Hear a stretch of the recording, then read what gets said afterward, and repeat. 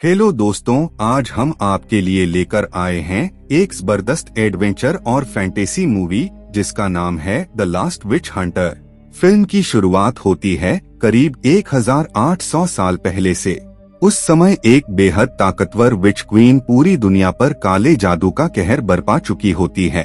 उसने अपने जादू से इंसानों में एक खतरनाक बीमारी फैला दी थी जिससे लोग धीरे धीरे मरने लगे थे और पूरी दुनिया अंधेरे में डूब गई थी। इससे परेशान होकर कुछ बहादुर योद्धा मिलकर विच क्वीन को खत्म करने निकलते हैं। इन्हीं में से एक होता है हमारा हीरो कॉल्डर। लेकिन विच क्वीन पहले से ही इनके आने की खबर जान चुकी होती है। जैसे ही ये लोग उसके अड्डे में घुसते हैं, वह सब पर हमला कर देती है। एक एक करके सभी योद्धा मारे जाने लगते हैं। फिर विच क्वीन कॉल्डर को कमजोर करने के लिए उसे उसकी मरी हुई फैमिली का भ्रम दिखाती है ताकि वह टूट जाए। कुछ देर के लिए कॉल्डर हिम्मत हारने लगता है, लेकिन फिर वह खुद को संभालता है और पूरी ताकत से पलटवार करता है। आखिरकार वह अपनी तलवार विच क्वीन के सीने में घुसा देता है और उसे मार देता है। मरते वक्त विच क्वीन कॉल्डर को एक खतरनाक श्राप दे देती है। वह कहती है, अब तुम कभी नहीं मरोगे, तुम हमेशा जिंदा रहोगे और मौत के लिए तरसते रहोगे। यानी कॉल्डर अमर हो जाता है। अपनी फैमिली को खोने के बाद कॉल्डर जीना नहीं चाहता था, लेकिन अब मजबूरी में उसे हमेशा जिंदा रहना पड़ता है। इसके बाद कहानी पहुंचती है 1800 साल बाद आज के समय में। अब कॉल्डर बदल चुका होता है, लेकिन वह अब भी जिंदा है। वह गुप्त रूप से चुड़ैलों पर नजर रखता है और इंसानों की रक्षा करता है। एक दिन वह फ्लाइट में सफर कर रहा होता है, तभी अचानक मौसम बहुत खराब हो जाता है। कॉल्डर समझ जाता है कि ये सब काले जादू की वजह से हो रहा है। वह अपनी शक्तियों से पता लगाता है और एक चुड़ैल तक पहुंच जाता है जिसके पास कुछ खतरनाक एलिमेंट्स होते हैं। कॉल्डर उन एलिमेंट्स को अलग कर देता है, जिससे हालात फिर से नॉर्मल हो जाते हैं। असल में उस चुड़ैल को खुद नहीं पता था कि ये एलिमेंट्स इतना बड़ा नुकसान कर सकते हैं। कॉल्डर को देखकर वह डर जाती है, क्योंकि कॉल्डर पिछले कई 100 सालों से विच काउंसिल के लिए काम कर रहा होता है। विच काउंसिल और चुड़ैलों के बीच एक समझौता हुआ था।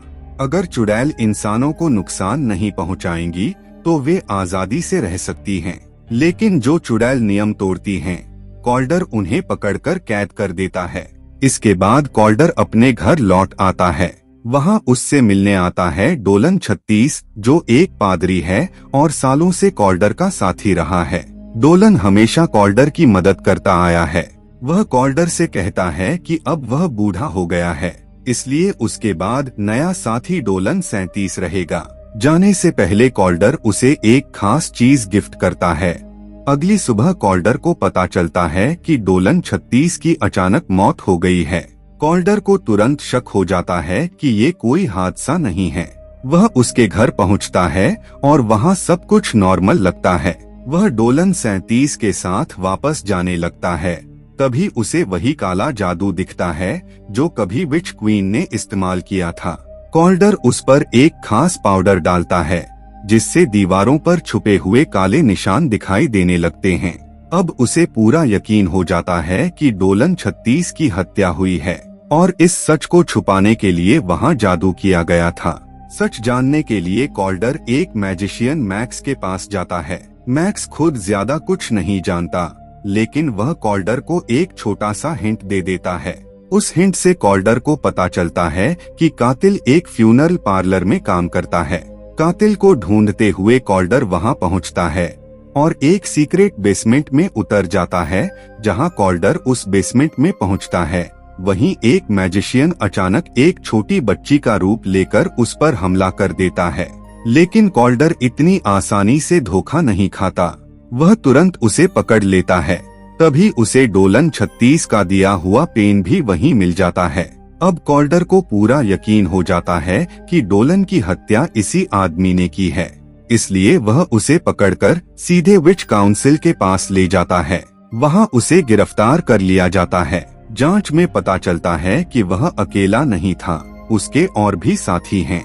इस वजह से काउंसिल सेंटिनल को आदेश देती है कि वह एक खतरनाक मॉन्स्टर एरिक को कैद करे।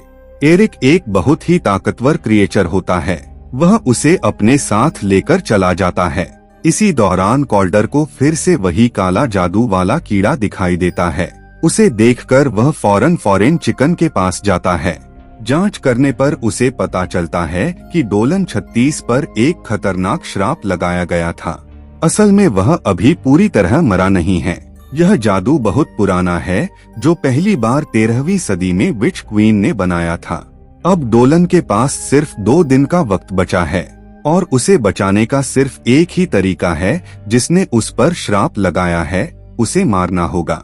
कॉल्डर यह भी जान जाता है कि एरिक इसी दुश्मन के लिए काम करता है। फिर कॉल्डर डोलन की उंगली देखता है जिस पर एक छोटा सा कट लगा होता है। तभी उसे समझ आता है कि डोलन ने जानबूझकर कोई सुराग छोड़ा था ताकि कॉल्डर सच्चाई तक पहुंच सके। वह डोलन के कमरे में जाता है। वहां उसे एक लेटर मिलता है। उस लेटर में एक कॉरिडोर का मैप बना होता है जिसे डोलन ने अपने खून से हाईलाइट किया था। साथ ही डोलन ने कॉल्डर से कहा था कि वह अपनी मौत की यादें दोबारा देखे, जब विच क्वीन ने उसे मारा था, लेकिन श्राप की वजह से वह बच गया था। उस घटना को करीब 800 साल हो चुके थे।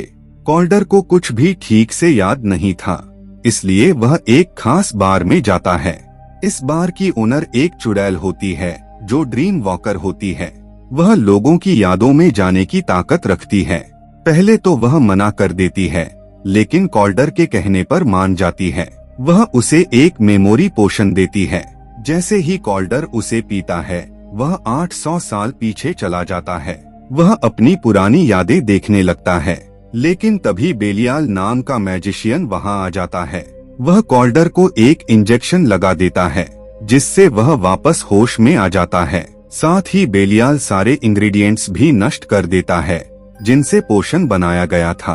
जब तक कॉल्डर खुद को आजाद करता है, तब तक सब बर्बाद हो चुका होता है। फिर कॉल्डर बेलियाल से लड़ना शुरू करता है। बेलियाल खुद को बचाने के लिए एक मैजिकल शील्ड बना लेता है, लेकिन कॉल्डर उसे तोड़ देता है। हालांकि इंजेक्शन की वजह से वह पूरी ताकत से लड़ नहीं पा रहा था। इसका फायदा उठाकर बेलियाल बार में आग लगा देता है।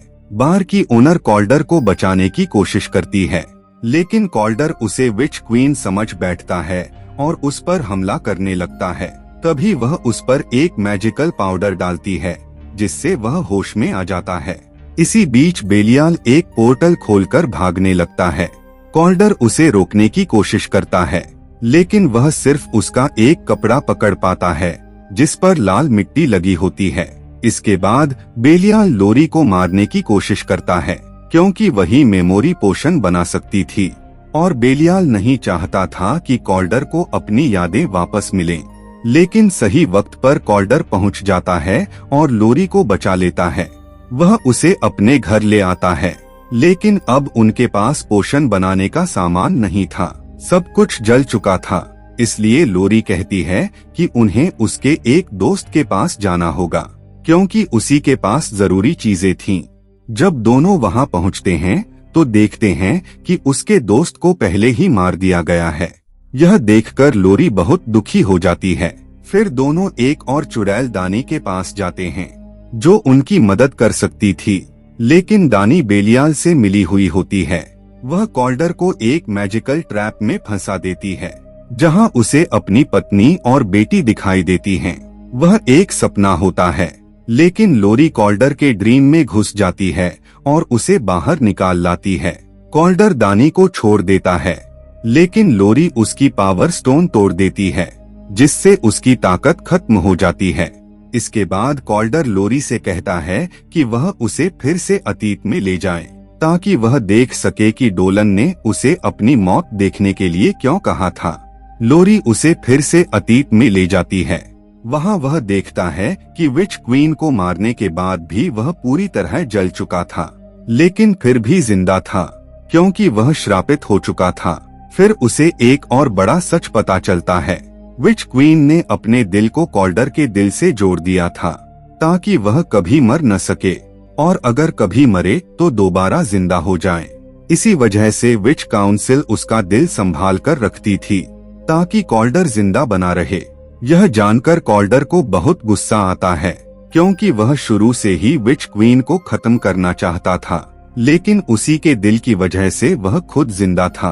और सबसे चौंकाने वाली बात ये थी कि डोलन 36 को यह सब पहले से पता था, इसलिए बेलियाल पहले ही डोलन से सारी जानकारी निकाल चुका था और विच क्वीन के दिल तक पहुंच चुका था। अब उसका मकसद था मैक्स की बलि देकर विच क्वीन को दोबारा जिंदा करना। इधर कॉल्डर डोलन 37 के पास जाता है और गुस्से में कहता है, तुम जानते थे कि इसका अंजाम कितना खतरनाक हो सकता है, फिर भी तुमने मुझसे सच क्यों छुपाया। उधर बेलियाल अपने प्लान पर काम शुरू कर देता है। वह विच क्वीन के दिल को मैक्स के शरीर से जोड़ देता है ताकि उसे फिर से जिंदा किया जा सके। जब तक कॉल्डर वहां पहुंचता है तब तक विच क्वीन वापस जिंदा हो चुकी होती है। कॉल्डर उस पर हमला करता है, लेकिन तभी बेलियाल अपना रूप बदलकर पीछे से उस पर हमला कर देता है। हालांकि कॉल्डर जल्दी ही उसे मार देता है। इसी दौरान विच क्वीन कॉल्डर को उसके श्राप से आजाद कर देती है, लेकिन उसे बुरी तरह घायल करके छोड़ देती है। इसके बाद कॉल्डर अपने घर लौट आता है। अब डोलन भी ठीक हो चुका होता है, क्योंकि बेलियाल के मरने से उसका श्राप टूट गया था। कॉल्डर समझ जाता है कि विच काउंसिल ने हमेशा उसे अपने फायदे के लिए इस्तेमाल किया। उन्होंने चुड़ैलों को खत्म करने की बजाय उन्हें जेल में बंद किया और इसी वजह से विच क्वीन ने अपनी फौज बना ली।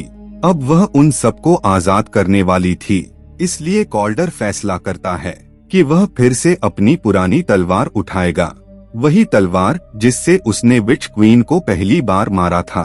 उसके साथ डोलन 37 और क्लोई भी चल पड़ते हैं। वहां पहुंचकर कॉल्डर दीवार पर एक मैजिकल लिक्विड डालता है, जिससे पता चलता है कि रिचर्ड ने सारी चुड़ैलों को एक साथ जोड़ दिया है ताकि फिर से ब्लैक प्लेग फैलाया जा सके। कॉल्डर चेन तोड़ देता है, तभी उसमें से एरिक बाहर निकल आता है। क्लोई उसके दिमाग में जाकर उसे ब्लैक प्लेग रोकने के लिए समझाने की कोशिश करती है, लेकिन तभी सेंटिनल हमला कर देता है। कॉल्डर उसे मार देता है, लेकिन वह दोबारा जुड़कर जिंदा हो जाता है।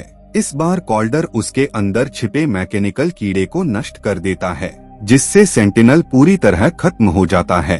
अब कॉल्डर सीधा विच क्वीन की ओर बढ़ता है।